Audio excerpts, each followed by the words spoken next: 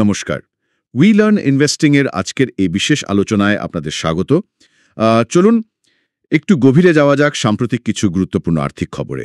দেখি বাজারের ভেতরের চালচিত্রটা ঠিক কী বলছে। একদম। আজ আমরা আলোচনা করব দেখুন, বিশ্ববাজারের কিছু বড় ঘটনা, ভারতের কিছু খবর আর অবশ্যই জরুরি স্টক আপডেটস। চেষ্টা থাকবে সহজভাবে বিষয়গুলো বোঝার, যাতে লগ্নিকারীরা সিদ্ধান্ত নিতে পারেন। চলুন তাহলে শুরু করা যাক। আন্তর্জাতিক পরিস্থিতি দিয়েই শুরু করি। ইউএস ট্যারিফের বিষয়টা বেশ জটিল মনে হচ্ছে। 9 জুলাই ডেডলাইনও তো কাছে। হ্যাঁ, ব্যাপারটা বেশ উদ্বেগের তো বটেই। ইউএস ট্রেজারি সেক্রেটারি ইঙ্গিত দিয়েছেন, যদি 1 আগস্টের মধ্যে ডিল ফাইনাল না হয়, তাহলে কিন্তু ট্যারিফ আগের মতো এপ্রিল মাসের হারে ফিরে যেতে পারে। ও আচ্ছা। ডোনাল্ড ট্রাম্প নাকি 12টা দেশকে চিঠিও পাঠিয়েছেন। এর মধ্যে জাপানকে তো সরাসরি 35% ট্যারিফের হুঁশিয়ারি দেওয়া হয়েছে, যদি তারা তাড়াতাড়ি ডিল ফাইনাল না করে আর কি। যদিও শোনা যাচ্ছে ইউকে, চীন, ভিয়েতনামের সাথে একটা বেসিক এগ্রিমেন্ট নাকি হয়ে গেছে। ইউরোপীয় ইউনিয়ন বা ভারতের সাথেও কি তেমন কোনো সম্ভাবনা আছে 9 তারিখের আগে? হ্যাঁ, আশা করা হচ্ছে 9 জুলাইয়ের মধ্যে একটা বেসিক বোঝাপড়া হয়ে যাবে। কিন্তু যতক্ষণ না হচ্ছে, এই অনিশ্চয়তাটা বুঝলেন, বিশ্ববাজারে একটা অস্থিরতা বা ভোলাটিলিটি কিন্তু বজায় রাখবে। এর মধ্যেই আবার দেখুন, প্রেসিডেন্ট ট্রাম্প $3.4 ট্রিলিয়ন একটা বাজেট বিল সই করেছেন, যাকে তিনি বলছেন বিগ বিউটিফুল বিল। হ্যাঁ, শুনেছি। প্রায় $4.5 ট্রিলিয়ন ট্যাক্স কাটস আছে নাকি? একদম। কিন্তু এই বিলের একটা অন্য দিকও আছে, সেটা কিন্তু খেয়াল রাখতে হবে। কিরকম?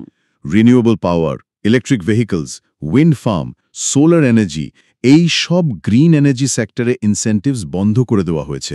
আচ্ছা, এর দুটো বড় প্রভাব পড়তে পারে। 1, আমেরিকার বাজেট ডেফিসিট আরও বাড়তে পারে। আর 2, পরিবেশ বান্ধব শক্তির দিকে এগোনোর গতিটা একটু ধাক্কা খাবে। অ্যালেন মাস্ক তো এর তীব্র বিরোধিতা করে আমেরিকা পার্টি নামে নতুন দল তৈরির কথাও ঘোষণা করে দিয়েছেন। এদিকে চীন আর ইউরোপীয় ইউনিয়নের মধ্যেও তো একটা সংঘাত চলছে, তাই না? হ্যাঁ, যাকে বলে একটা মিনি ট্রেড যুদ্ধ আর কি। প্রথমে ইউ চীনের ইভিতে ইম্পোর্ট ডিউটি বাড়ালো, জবাবে চীন ইউরোপীয় কনিয়াক আমদানিতে শুল্ক বসালো। মানে টিট ফর ট্র্যাট আর কি। ঠিক তাই। সম্প্রতি ইউ আবার চীনের কিছু মেডিকেল ডিভাইস কোম্পানিকে ব্যান করেছে, আর চীনও পাল্টা বলেছে তারাও ইউ থেকে 6.3 কোটি টাকার বেশি মূল্যের মেডিকেল ডিভাইস কিনবে না। এই পরিস্থিতিতে ভারতের জন্য ইন্ডিয়া ইউকে এফটিএ বা ইন্ডিয়া ইউরোপ এফটিএ এই মুক্ত বাণিজ্য চুক্তিগুলো স্বাক্ষরিত হওয়াটা আরও বেশি জরুরি হয়ে পড়ছে। ঠিক। আন্তর্জাতিক এই টানাপোড়েনের মধ্যে চলুন একটু ভারতের বাজারের দিকে তাকাই। সেবির একটা বড় পদক্ষেপ দেখছি, জেন স্ট্রিট বলে একটি হাই ফ্রিকোয়েন্সি ট্রেডিং ফার্মের বিরুদ্ধে। হ্যাঁ, এটা খুব গুরুত্বপূর্ণ একটা ঘটনা। জেন স্ট্রিট হল নিউ ইয়র্কের একটি এইচএফটি ফার্ম। এরা খুব সফিস্টিকেটেড কম্পিউটার আর অ্যালগোরিদম ব্যবহার করে, সেকেন্ডের ভগ্নাংশে প্রচুর শেয়ার কেনাবেচা করে। ও, এইচএফটি মানে হাই ফ্রিকোয়েন্সি ট্রেডিং। একদম। বাজারের খুব ছোট ছোট প্রাইস মুভমেন্ট থেকে লাভ করার চেষ্টা করে এরা। সেবি একটা অন্তর্বর্তী আদেশে এদের প্রায় 4844 কোটির আনলফুল গেইনস বা বেআইনি মুনাফা ইম্পাউন্ড করেছে। 4844 কোটি, বিশাল অঙ্ক তো। এই বেআইনি মুনাফা বলতে সেবি ঠিক কি বোঝাচ্ছে? এর প্রভাব কি অন্যান্য এইচএফটি ফার্মের উপরও পড়বে? দেখুন, সেবির মূল চিন্তা হল এই ধরনের ট্রেডিং বাজারের স্বাভাবিক স্থিতিশীলতাকে নষ্ট করতে পারে, বা ধরুন অন্য লগ্নিকারীদের তুলনায় এদের একটা অন্যায় সুবিধা পাইয়ে দিতে পারে। এর প্রভাব অবশ্যই পড়বে। ভারতে যারা কাজ করছে সেই সব এইচএফটি ফার্মের নজরদারি বাড়বে।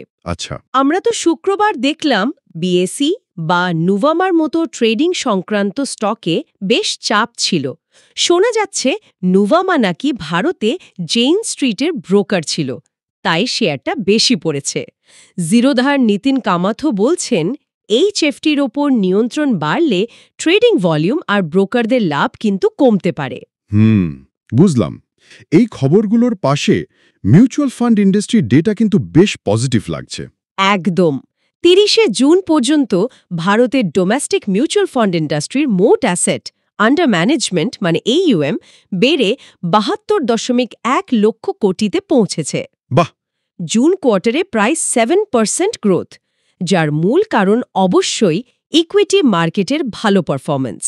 উই লার্ন ইনভেস্টিং সবসময় চেষ্টা করে এই ডেটা পয়েন্টগুলোর পেছনের কারণগুলো তুলে ধরতে, যাতে লগ্নির পুরো ছবিটা পরিষ্কার হয়। এবার একটু স্টক স্পেসিফিক খবরে আসি। নাইকা, বোরোসিল রিনিউয়েবলস, মারিকো, ডাবর এদের আপডেট কি বলছে? নাইকা তাদের Q1 রেভিনিউ গ্রোথ জানিয়েছে মিড-20s, মানে ধরুন প্রায় 25% কাছাকাছি। তবে ইন্ডো-পাক বর্ডার টেনশনের জন্য সেল কিছুটা নাকি প্রভাবিত হয়েছে। আচ্ছা, বোরোসিল? রিনিউয়েবলস, তারা জার্মানির ইউনিট বন্ধ করে দিচ্ছে, এবার পুরোপুরি ভারতের সোলার গ্লাস মার্কেটে ফোকাস করবে। ওকে, আর মারিকো, ডাবর? মারিকোর Q1 revenue growth low 20s, মানে 20-23% মধ্যে। ভলিউম গ্রোথ 7%-এর বেশি হতে পারে, যেটা বেশ ভালো। তবে হ্যাঁ, নারকেলের দাম বাড়ার কারণে গ্রস মার্জিনে একটু চাপ থাকবে। আর ডাবুরের Q1 প্রফিট আনসিজনাল বৃষ্টি আর ছোট গ্রীষ্মকালের জন্য একটু ধাক্কা খেয়েছে, বিশেষ করে বেভারেজ সেগমেন্টে। তারা লো সিঙ্গল ডিজিট রেভিনিউ গ্রোথের আশা করছে। এই সপ্তাহে তো আবার রেজাল্টস আসছে। টিসিএস, অ্যাভিনিউ সুপারমার্টস মানে ডিমার্ট, টাটা এলসি। হ্যাঁ, ঠিক। তাই এই সপ্তাহে মূলত স্টক স্পেসিফিক অ্যাকশন বেশি দেখা যেতে পারে। মার্কেট রেজাল্টসের দিকেই তাকিয়ে থাকবে। আরেকটা ভালো খবর হলো ডলারের দাম কমছে, আর ভারতের ফরেক্স রিজার্ভ $700 বিলিয়ন ছাড়িয়ে গেছে। ঠিক, ডলার 1971-72 সালের পর এই প্রথম বছরের প্রথম অর্ধে, মানে H1-এ এতটা পড়েছে। এটা ভারতের জন্য ডাবল বেনিফিট। একদিকে ক্রুড অয়েল প্রাইস নিয়ন্ত্রণে প্রায় $67-68, হ্যাঁ, অন্যদিকে ডলার সস্তা হচ্ছে, ফলে ফরেক্স রিজার্ভ একেবারে রেকর্ড ছুঁয়েছে। ওপেক আবার তেল উৎপাদন বাড়ানোর কথাও ভাবছে, যা দাম স্থিতিশীল রাখতে আরও সাহায্য করতে পারে। আলোচনা শেষে গোল্ড নিয়ে আপনার পর্যবেক্ষণটা শুনতে চাইব। একটা কথা খুব শুনছি, সেন্ট্রাল ব্যাংকগুলো নাকি প্রচুর সোনা কিনছে। হ্যাঁ, এটা খুব ইন্টারেস্টিং একটা ট্রেন্ড। কিন্তু বিশ্বজুড়ে সেন্ট্রাল ব্যাংকগুলো, বিশেষ করে এমার্জিং মার্কেটসের ব্যাংকগুলো, তাদের রিজার্ভে ডলারের পরিমাণ কমাচ্ছে আর সোনার পরিমাণ বাড়াচ্ছে। তাই নাকি? গ্লোবাল রিজার্ভে গোল্ডের শেয়ার এখন ইউরোকে ছাপিয়ে গেছে, প্রায় 19%, যেখানে ইউরো প্রায় 15%। ডলারের শেয়ারও কমেছে। 2018-তে যা 51-52% ছিল, সেটা এখন কমে 43-44% হয়েছে। তার মানে ডলার থেকে সরে এসে সোনার দিকে ঝুঁকছে সেন্ট্রাল ব্যাংকগুলো। একদম।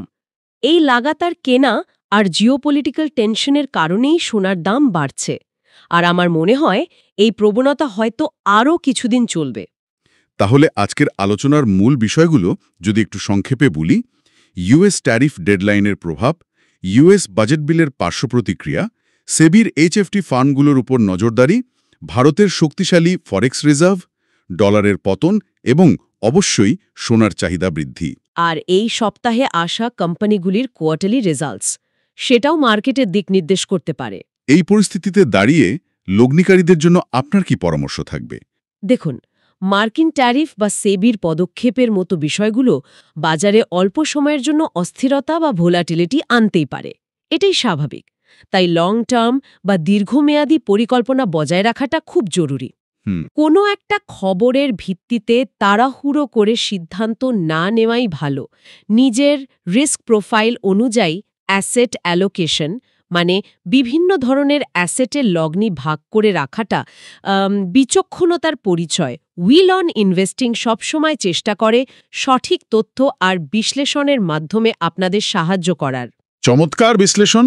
আশা করি এই আলোচনা আমাদের শ্রোতাদের চিন্তা ভাবনাকে উস্কে দেবে এবং সিদ্ধান্ত নিতে সাহায্য করবে।